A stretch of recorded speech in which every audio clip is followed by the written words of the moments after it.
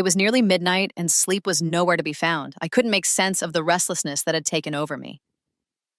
I glanced at my husband, who lay soundly asleep, oblivious to the turmoil I was feeling. For some reason, looking at him made anger bubble up inside me.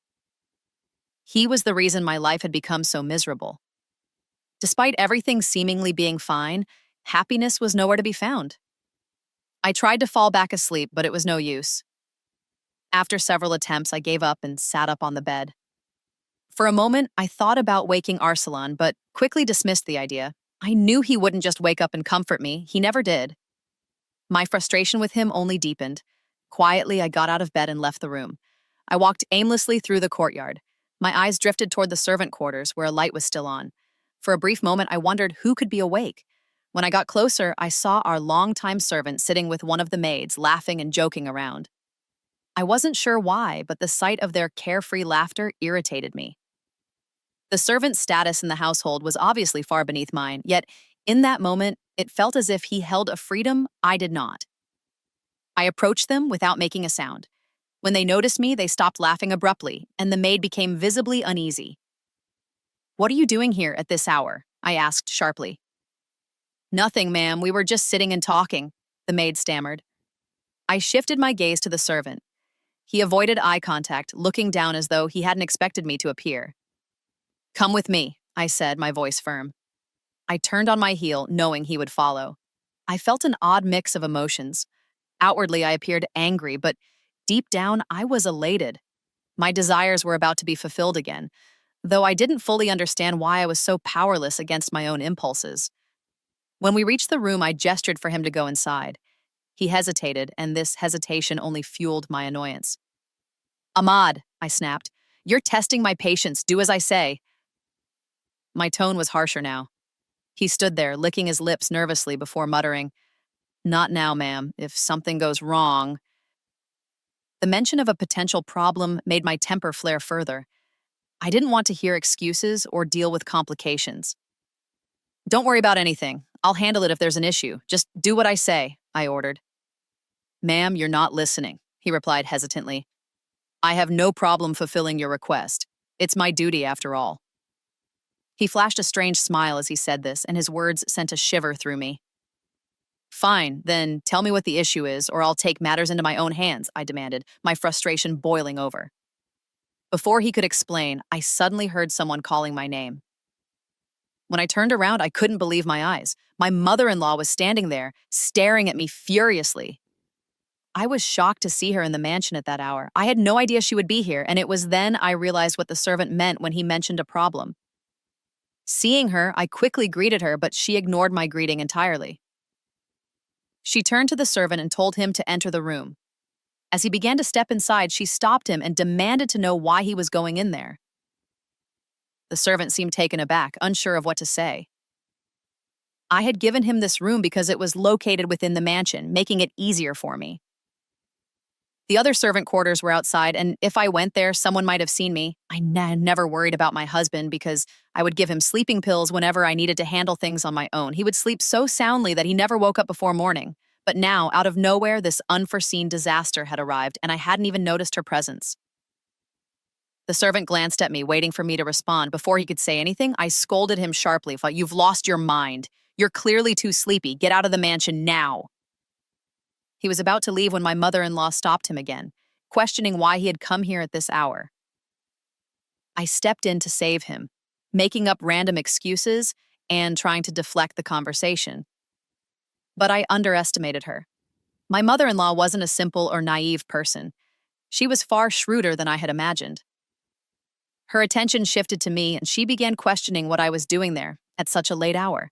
I scrambled for excuses, claiming I couldn't sleep, that I was feeling unwell, and so on. Seeing her in the mansion left me in disbelief, but more than that, I was frustrated. I felt as if my plan was slipping through my fingers. With her around, there was no way I could carry out what I had intended. I would have to come up with another approach.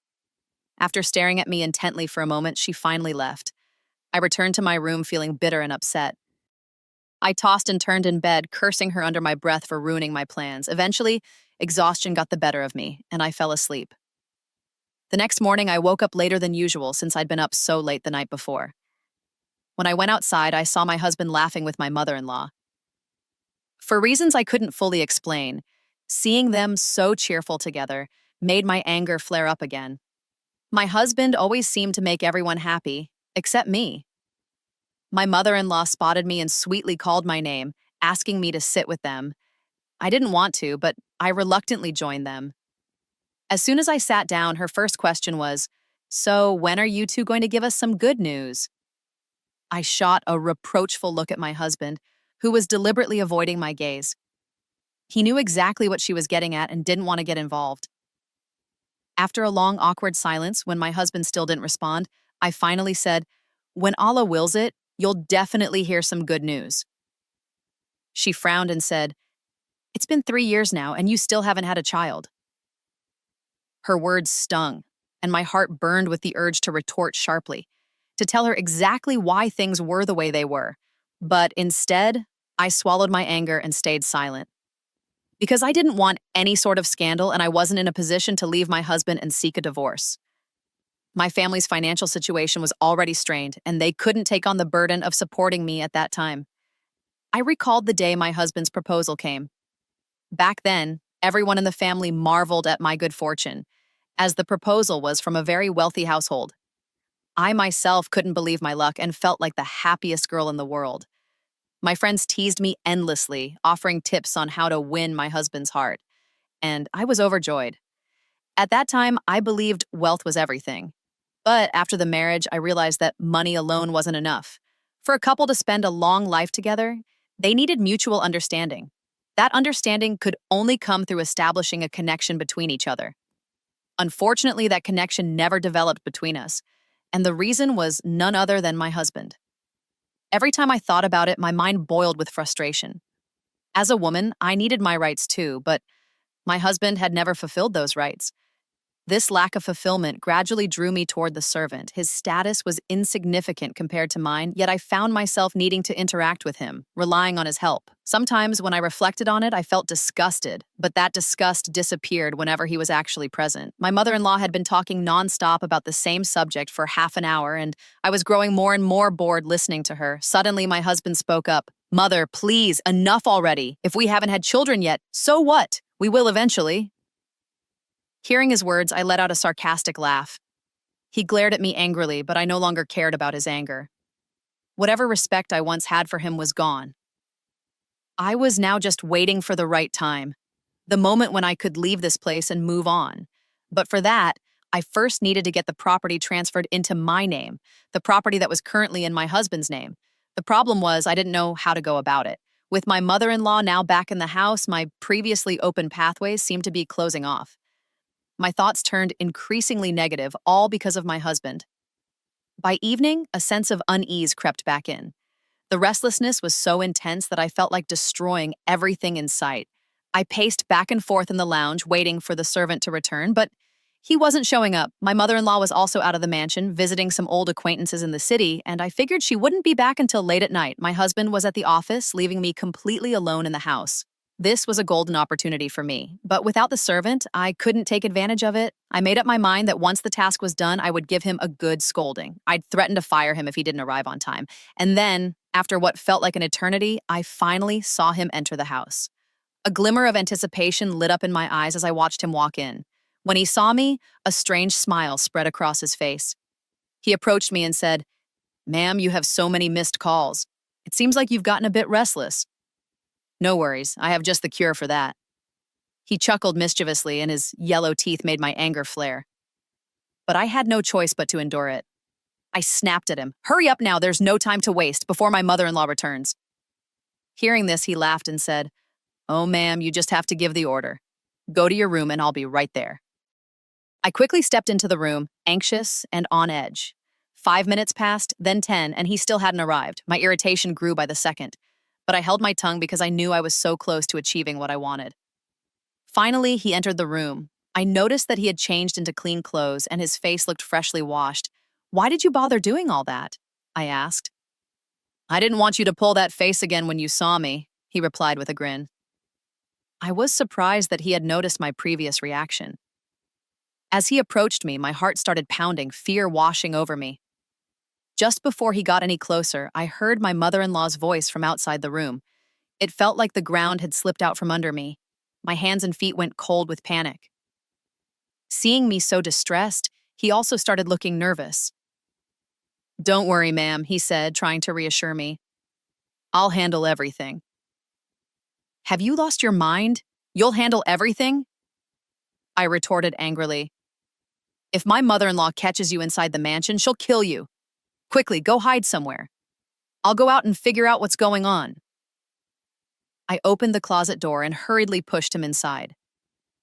Then I stepped out of the room. When my mother-in-law saw me exiting the room, her eyes narrowed, scrutinizing me with a suspicious look. In that moment, her gaze felt like it was bombarding me with questions I couldn't answer. I avoided making eye contact and tried to act casual. She started moving toward the room. My heart was racing. If she went inside, she would discover the servant hiding there, and all would be lost. But, as if fate intervened, the maid walked into the lounge just then. "Ma'am, some people have come to see you," the maid announced. My mother-in-law stopped in her tracks and turned toward the drawing room. I let out a sigh of relief. Once I was sure they were both gone, I quickly returned to the room and told the servant to come out. I carefully escorted him out of the mansion and then locked the doors. After everything settled, I felt an overwhelming urge to cry. It seemed like every time I got close to my goal, something or someone blocked my path. I spent the entire day aimlessly wandering around the house, consumed by frustration. That evening, as soon as my husband returned home, I decided it was time to confront him. Today, I would lay everything out clearly. I was determined that if he refused to fulfill my desires, I would offer him a divorce. I couldn't continue living with someone who refused to acknowledge my needs. As I argued with my husband, I couldn't help but notice how he constantly ignored my words. I'd never felt this humiliated before, not until now. A growing sense of shame settled over me, and I couldn't even comprehend what mistake I'd made that deserved this kind of treatment. Had he somehow found out about me and the servant? The thought struck me suddenly, and my heart began to pound. Quickly, I dismissed the idea, convincing myself that such a thing wasn't possible. But in this world, anything is possible. The entire day passed in the same state. I kept searching for excuses to see the servant, but I couldn't find even one. And if by chance I did, my mother-in-law would appear, always seeming to arrive at the worst possible moments. On top of that, she started bringing all sorts of people into the house, people I didn't recognize and found completely strange. When I asked her who they were, she first tried to brush off my questions. When I pressed her, she scolded me, saying I should mind my own business and not interfere in her matters. She also warned me not to discuss it with Arsalan. What could I say to her? I wasn't even on speaking terms with Arsalan anymore. Our relationship had grown so distant that it felt like there was no way back. Another week passed, just as uneasy as the one before. My restlessness only grew. One evening, I sat in the courtyard when my mother-in-law came and sat beside me. Her face looked troubled, and I considered asking her what was wrong. But then I thought better of it, worried she might scold me again. Instead, I stayed silent. After a while, she started speaking on her own.